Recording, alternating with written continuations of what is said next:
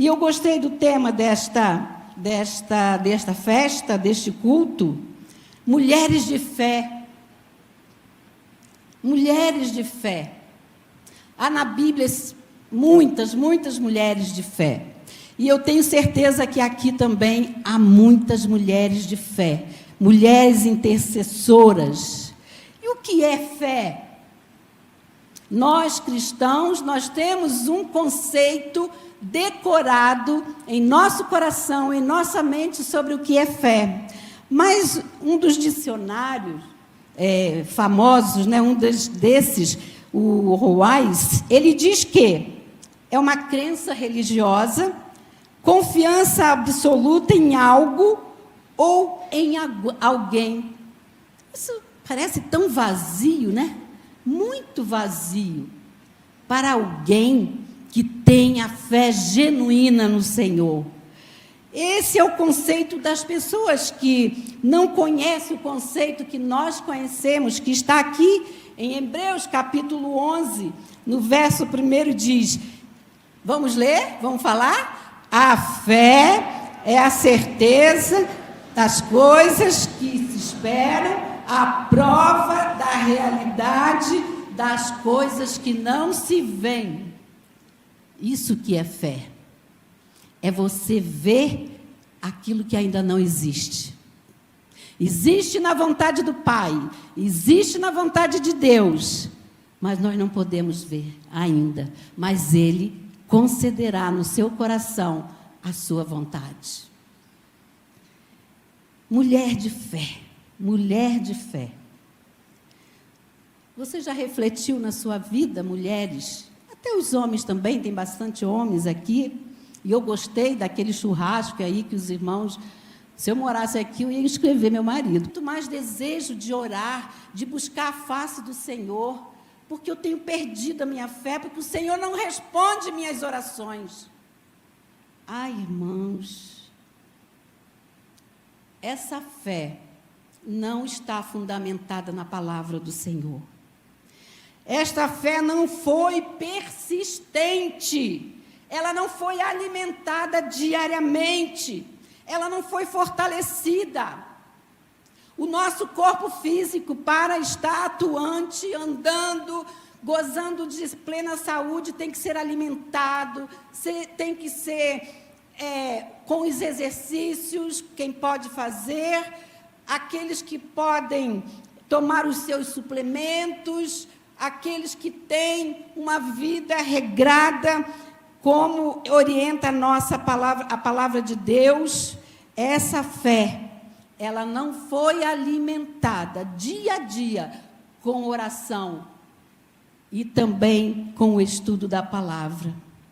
E assim, nossa fé, irmãos, será alimentada quando nós estivermos lendo a palavra de Deus, porque o Espírito Santo de Deus, que habita em nós, vai falar, explicar aquilo que você precisa fazer. E nada neste mundo vai abalar a sua fé, porque a sua fé, ela está firmada na rocha que é Cristo Jesus. É isso que nós precisamos dizer para aqueles que estão perdendo a sua fé. As lutas têm sido muito grandes, mas muitos têm alimentado a sua fé em livros de autoajuda. Livros, você vai numa livraria, você vê várias prateleiras, guichês com livros orientando como você deve proceder nesse mundo difícil. E nós temos o livro dos livros, que nos ensina a ter fé em Jesus e a persistir. Há muitos crentes seguindo influenciadores de mídia. Como aquelas pessoas podem dizer para nós sobre fé? Elas não têm Jesus. Elas não sabem o que é ser luz do mundo. Dão exemplos pecaminosos e muitos crentes têm corrido atrás dessas pessoas, quando seria deveria ser o inverso. Nós devemos dizer a essas pessoas que elas podem, sim, ser influenciadoras da palavra de Deus, do amor de Deus que existe em sua vida, depois que ela aceita Jesus. Então, irmãos, viver pela fé é andar na direção do Senhor, ouvindo a sua voz e obedecendo a sua palavra. E nós vamos usar aqui agora, neste momento, o exemplo de uma mulher que não se calou, que não perdeu a sua fé. Pelo contrário, a fé dela a cada ano, a cada dia, ia sendo mais acrescentada, porque ela não dava ouvido às afrontas, às calúnias, os empecilhos que colocavam na vida dela, porque ela sabia no Deus que ela confiava. 1 Samuel, capítulo 1, versos de 1 a 10. Os irmãos podem ficar assentados mesmo, que eu vou fazer a leitura. E nós vamos... A minha Bíblia é a Bíblia Shed, Almeida atualizada. Vejam bem, que história real o Espírito Santo, Deus, deixa para nós.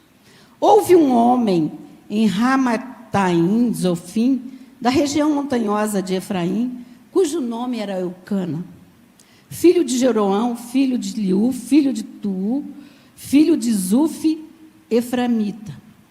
Tinha ele 2 mulheres, uma se chamava Ana e a outra Penina.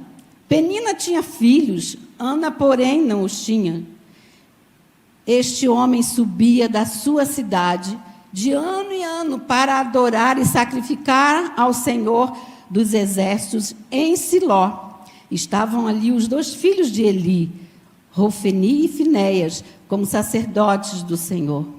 No dia em que Eucana oferecia o seu sacrifício, dava a ele porções deste a Penina, sua mulher, e a todos os seus filhos e filhas. A Ana, porém, dava porção dupla, porque ele a amava, ainda mesmo que o Senhor a houvesse deixado estéril.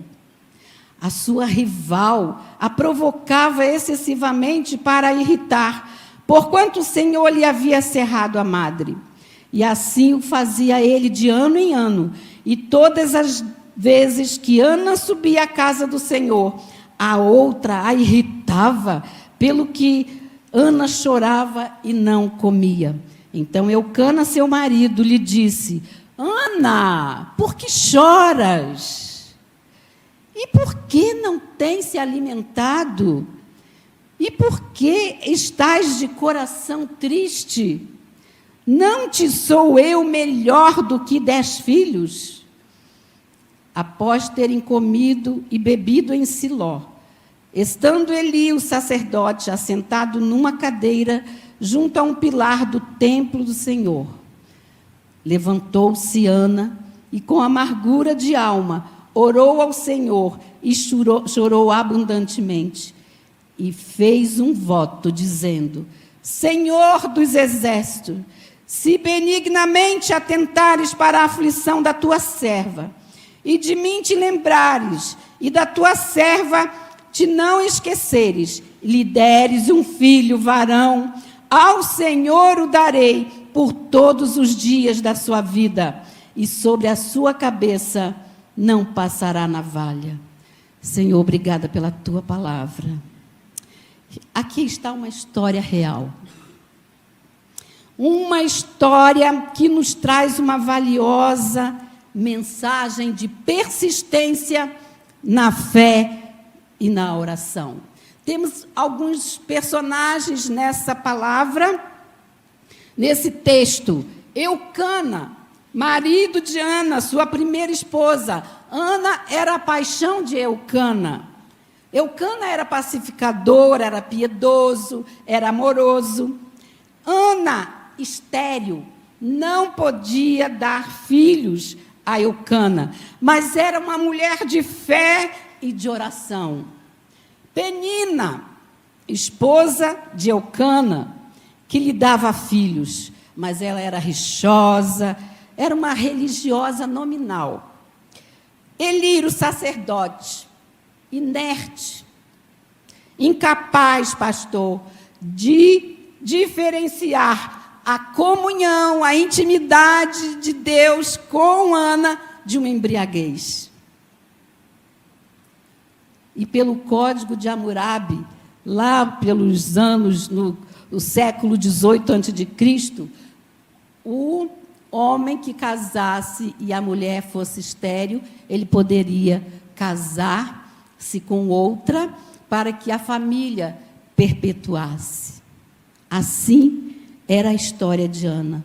E todos os anos, como nós vimos, lemos, Eucana subia da sua cidade e ia apresentar sacrifícios ao Senhor em Siló. Em Siló estava o tabernáculo instalado, erguido, o tabernáculo do Senhor. Ana nos mostra virtudes que nos inspiram. Eu fiquei muito feliz, irmã Mônica, com a quantidade de mulheres MCM desta igreja. Parabéns. Continue fazendo a obra do Senhor.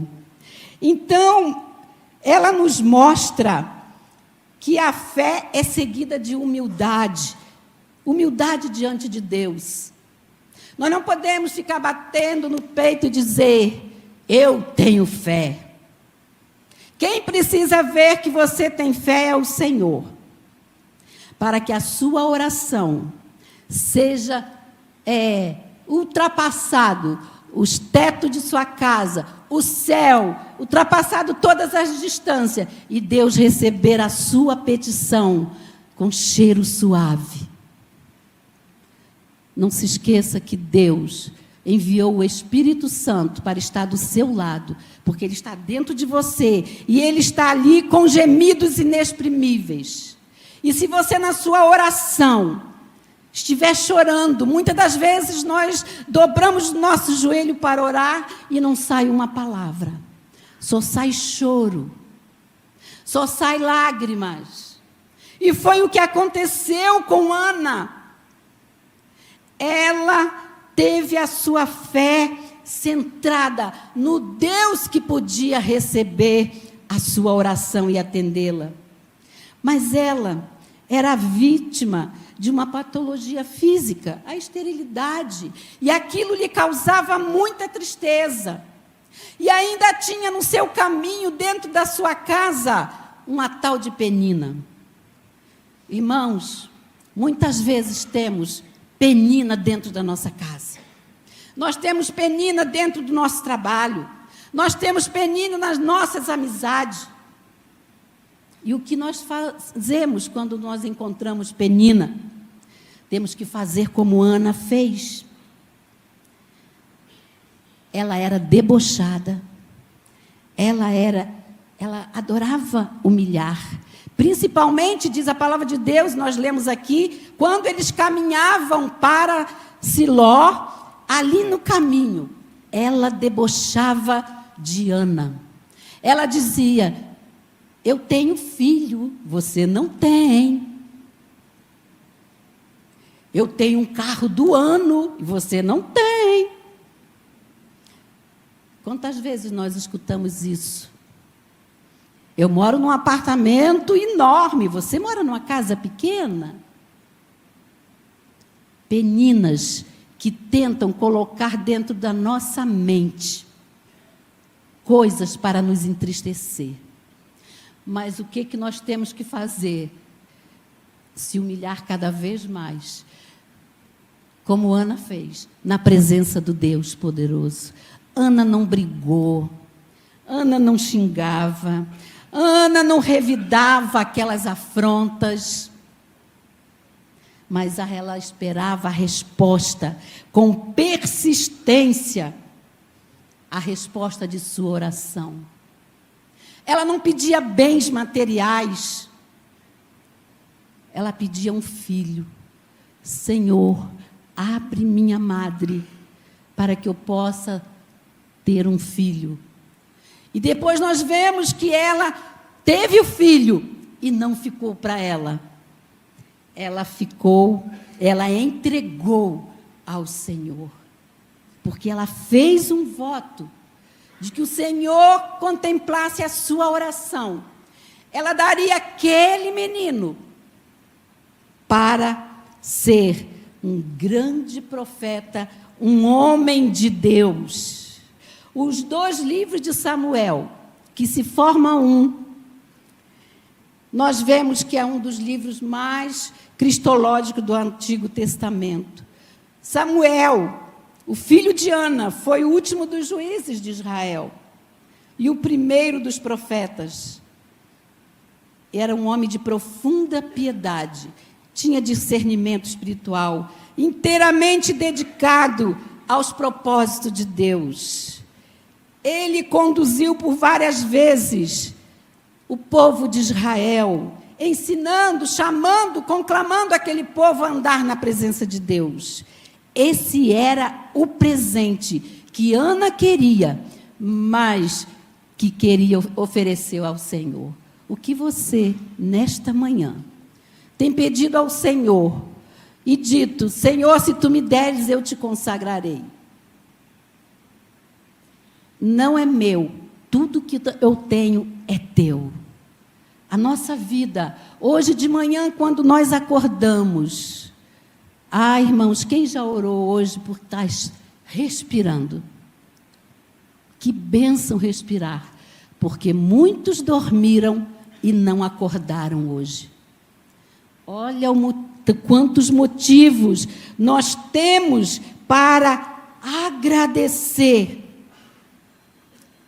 Ana sabia que ela conhecia um Deus que poderia resolver o seu problema.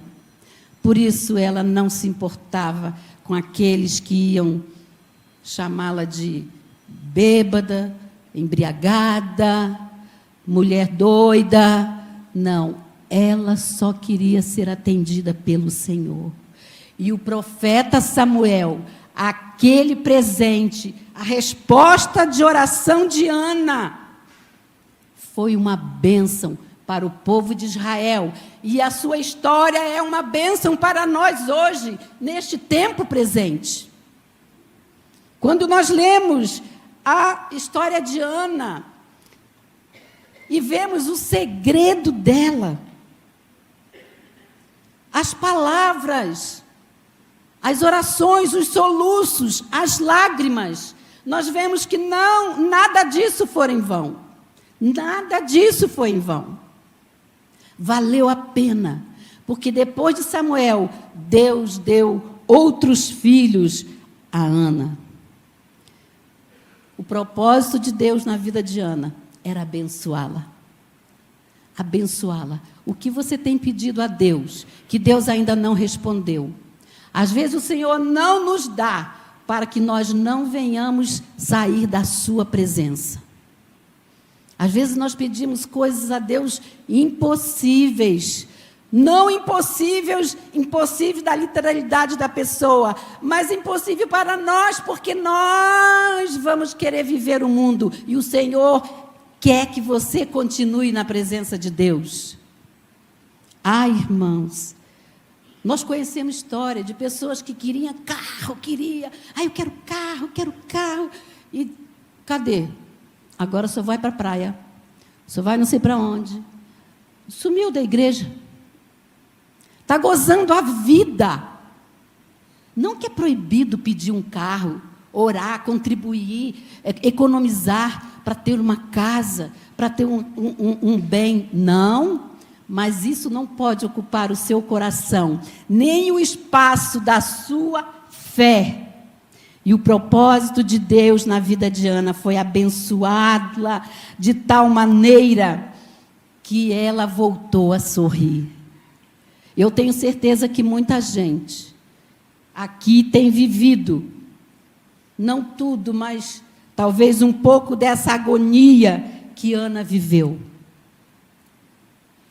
Nós temos peninas pelo caminho, peninas de várias formas, já falei, que tentam nos atormentar, nos tirar da presença de Deus, nos desviar. Mas Ana durante todo o seu período de sofrimento, de dor, ela teve fé. Por isso, quando esse tema foi me passado, mulheres de fé, para você estar aqui hoje, mulher, é porque você é uma mulher de fé. Porque você poderia estar em outro lugar, um sol desse, vou passear, vou para um piquenique, vou visitar não sei o quê, mas vocês preferiram estar aqui. Escolheram a melhor parte, como Maria fez aos pés de Jesus. E nós estamos aqui cantando maravilhosamente esses louvores. Eu tenho certeza que está chegando nas narinas do Senhor o cheiro suave desses louvores que aqui entoamos. Irmãos, Ana, ela soube suportar a adversidade. Quantas pessoas não têm conseguido passar pela adversidade? Ela não se isolou, ela não desistiu, ela não murmurou, ela não reclamava. Ana só orava e tinha fé. Ela não revidava as ofensas de Penina. Quanta gente pensa que crente é bitolado, que nós perdemos tanta vida social lá fora. Que vida social tem o mundo para nos dar? Provérbios 24, verso 10 diz assim: se enfraqueces no dia da adversidade, minguada é a tua força. Não podemos desistir enquanto estamos lutando, pedindo a Deus. Nós não podemos parar de orar ao Senhor. Ana suportou toda a adversidade. Ela também se conformou com a situação. É difícil, né, irmãs, irmãos? A gente se conformar com a situação de angústia, de dores, de tristeza que nós estamos passando. É muito difícil. Mas o que nós podemos fazer? Se nós não podemos resolver aquela situação, nós temos que correr para os pés do Senhor e apresentar a Ele e dizer da nossa fraqueza: Senhor, está impossível para mim. Estou te entregando, porque Ele é o Deus dos impossíveis. Ele é o Deus dos impossíveis. Há muito crente que não confia nisso, mas Ele é o Deus do impossível. Eucana disse: Ana, eu não sou melhor para você do que 10 filhos. Eu sei que tu me amas, mas eu quero um filho, porque eu quero dar esse filho a Deus. Deus viu o propósito de Ana e atendeu, e ela superou aquela amargura. Outra atitude que ela teve, ela não ficou prostrada. Muitas das vezes vem uma doença, uma enfermidade, vem um laudo médico para nós, e nós logo ficamos desesperados. O nosso humano se aflora. O nosso humano faz com que a gente, por minutos, nós esquecemos que nós temos um Deus que tudo vê, que tudo sabe. Ela não se conformou com aquela situação. Nós temos na Bíblia a mulher do fluxo de sangue. 12 anos, aquela mulher tinha uma hemorragia. E ela não saía de casa, somente para os médicos, e ela gastou tudo que tinha, todos os recursos, diz a palavra do Senhor. Mas um dia ela soube que Jesus ia passar. E ela era considerada imunda em razão da sua condição, da sua patologia, daquela hemorragia. Nós mulheres ficamos até certo ponto com nosso período de menstruação. Ela ficava todos os dias. Vocês já pensaram o que é isso? E não tinha remédio para ela, não tinha médico para ela. E ela não teve vergonha. A fé dela em Jesus, eu sei que Ele não vai olhar para mim, mas se eu apenas tocar na veste dEle, eu serei curada. Olha o tamanho de fé dessa mulher. O tamanho da fé, da confiança em Jesus. Se eu apenas tocar na sua veste, eu serei curada.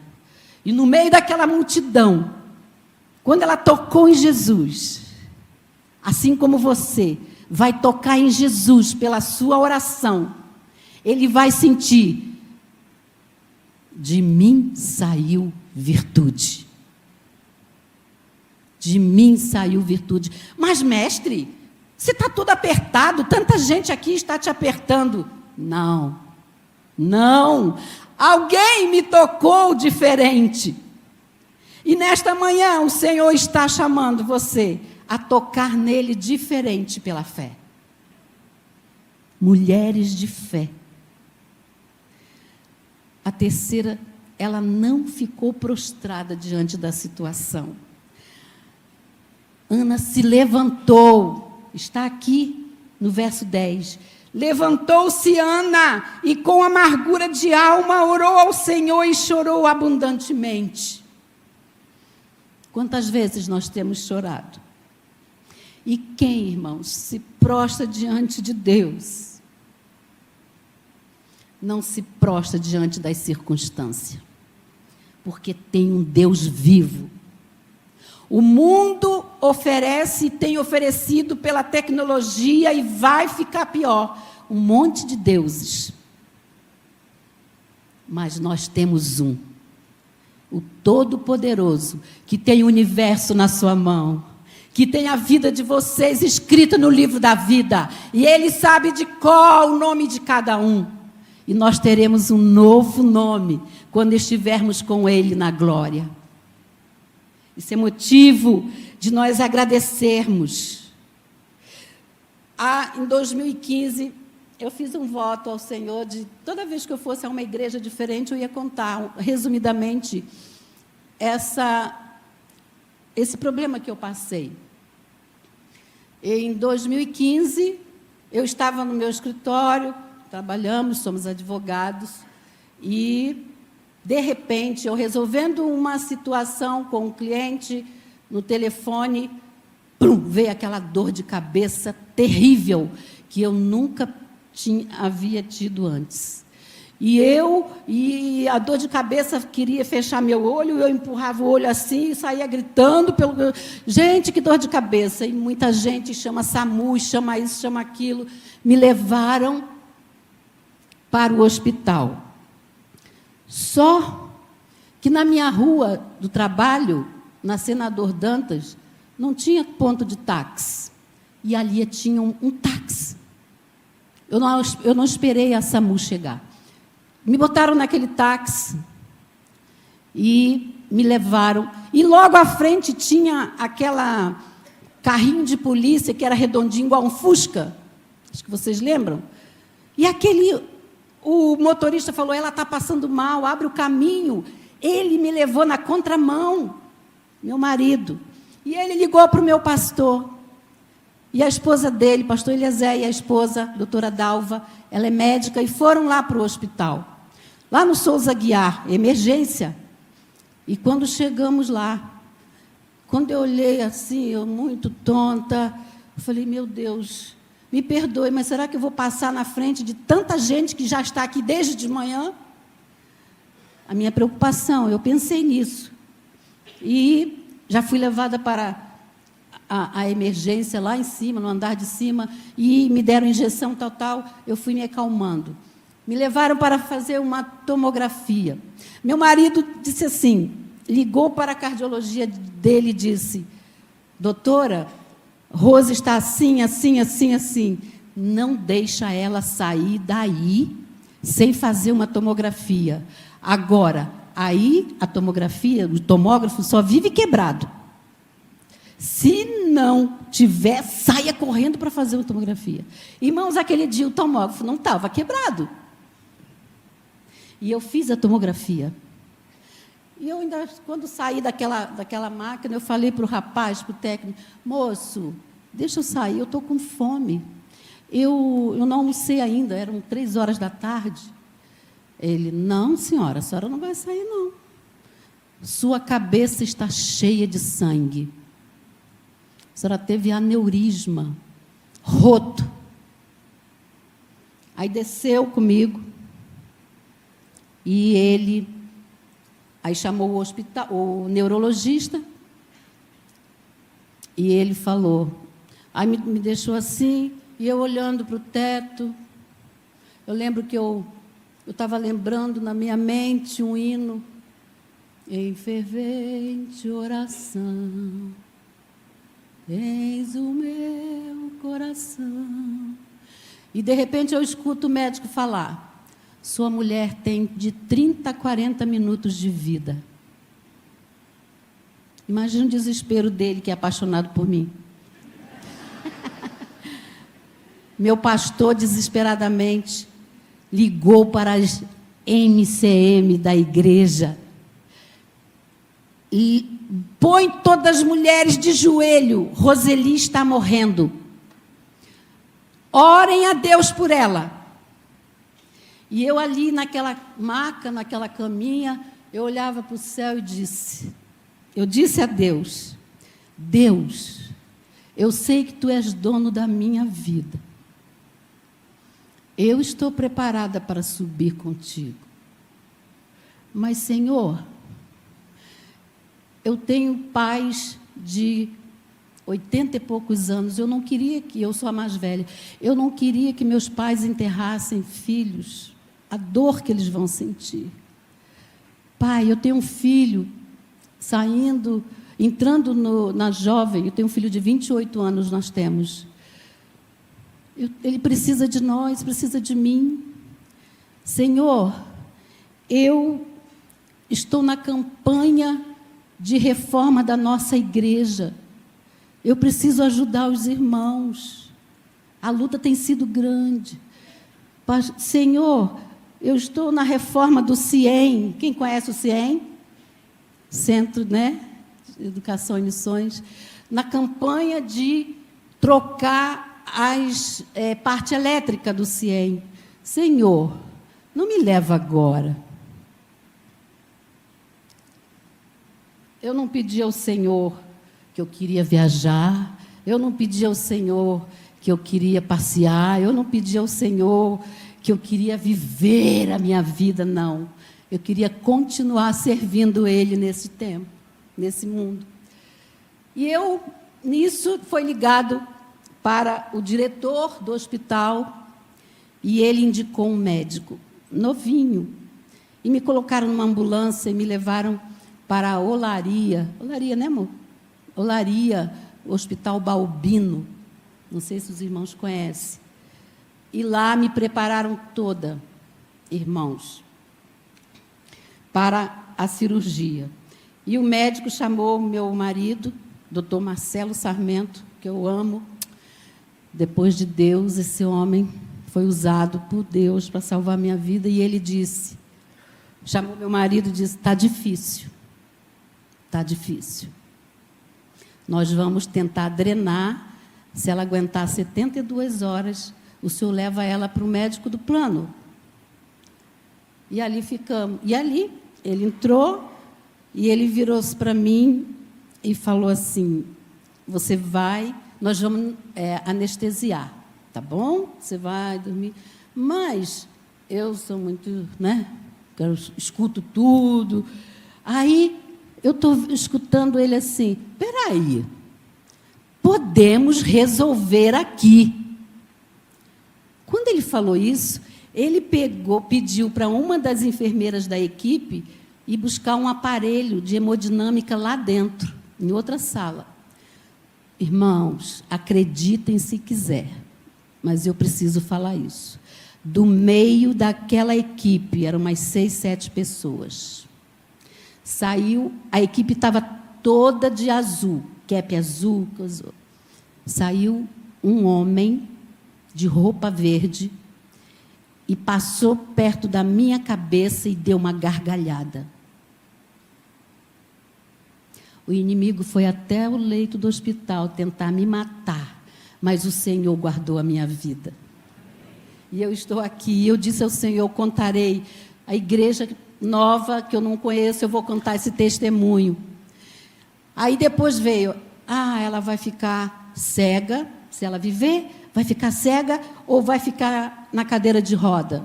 Todos os dias tinha lá, teste, lê esse aqui, eu lia tudo, anda, caminha.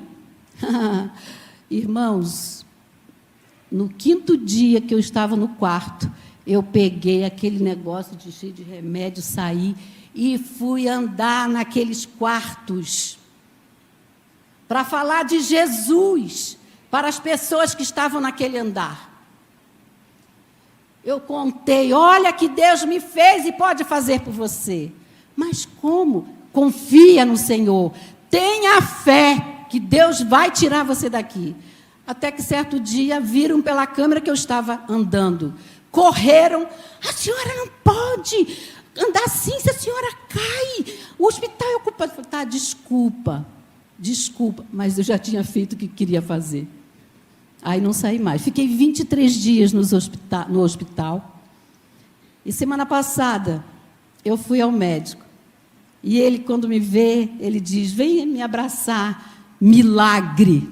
Ele me chama de milagre, porque nunca tinha passado uma história dessa por ele. Irmãos, não temos que ter fé nesse Deus? Fala a verdade, como os meninos falam aí. Pô, não ter fé num Deus desse é bobeira, né, pastor? Está perdendo tempo? Irmãos, creia que o impossível Ele fará. Ele abriu a madre de Ana, deu um filho e ainda deu mais, e calou a boca de Penina. O Senhor pode calar a boca do inimigo, daquele que está te afrontando. Creia nisso. Não dê ouvido às conversas que não levam a nada. Você fala assim, moço, você fala assim, mas eu tenho um Deus que pode fazer muito na sua vida. É a hora de você, quando a gente começa, eu tenho falado isso muito nos táxis que eu pego, e eu digo, e a gente encontra com tanta gente precisando de ajuda, precisando com casamento desajustado, com os filhos rebeldes, com filhos nas drogas, com filhos que não querem, que maltratam os pais. E eles choram. E ali eu falo de Jesus para eles, confiem em Deus. E muitos deles já passaram por igrejas e abandonaram a fé. Nesta manhã, Deus te convoca, homens e mulheres e jovens e adolescentes, a reativar a sua fé para a glória dEle, a serviço dEle, para que você seja, neste tempo presente, que está muito difícil, para que você seja mulheres e homens servindo a Ele para a glória do nome dEle. Ore pela minha vida. Ore pela minha vida. Neste ano de 2024, irmãos, eu já tive um câncer de pele, eu já tive pneumonia dupla, internada 10 dias no CTI, e lá naquele hospitais que eu fui, eu falei de Jesus, eu não perco tempo. Eu falo de Jesus. Entrego o evangelho de João. Volte para Jesus, aceita Jesus. Eu começo assim, você conhece Jesus? Eu conheço. Mas o Jesus de Nazaré? Não, esse não, então você vai conhecer agora. Aí eu começo a falar, e no final, às vezes, eles pedem para orar por eles. Irmãos, nós precisamos, o tempo urge, e a igreja não pode ficar entre as quatro paredes. Eu louvo a Deus, saio daqui feliz da vida, porque essa igreja tem evangelizado, tem enviado missionários, tem orado, tem trabalhado com MCM, os homens estão trabalhando, as mensageiras estão trabalhando, e da próxima vez que eu vir aqui, eu vou ver amigos de missões. Amigos de missões, está vendo, irmão? Deus vai levantar uma líder de missões, amigo de missões. Não sei se tem. Tem? Ainda não. Mas é uma profecia, viu, pastor? Amigo de missões. Porque você dá um celular para uma criança de 8, 9 meses, ela já quer tudo. Ela já está lá infiltrada. E se não der e tirar da mão dela, ela chora, berra, esperneia. E o pai, para ficar daquele livro, daquele choro, entrega. E ele sabe mais a internet do que nós. A igreja, nos preparemos, enchemos a nossa vida, o nosso coração, a nossa mente de fé, para que possamos ter a mente de Cristo, porque Cristo está voltando e precisamos estar prudentes, como as 5 virgens que levaram, além da lamparina cheia, levaram também uma vasilha extra, e é essa vasilha que a igreja de Cristo precisa encher, para que na hora que tocar na porta, o noivo diga: vinde bendito de meu Pai, oh glória, possuir por herança a terra que está construída desde antes da fundação do mundo. Ah, irmãos, nós vamos ouvir isso, mas temos que ter fé. Muitas pessoas não acreditam que tenha inferno, que tenha céu, mas nós que fomos lavados e remidos pelo sangue de Cristo Jesus, acreditamos e estamos nos preparando para lá. Que Deus abençoe essa igreja, que Deus abençoe o pastor Renato Cordeiro, a sua esposa, a sua família, todos os pastores desta igreja, toda a liderança, porque nós somos muito atacados pelo inimigo. Ore, igreja, pela liderança desta igreja, das igrejas do Brasil.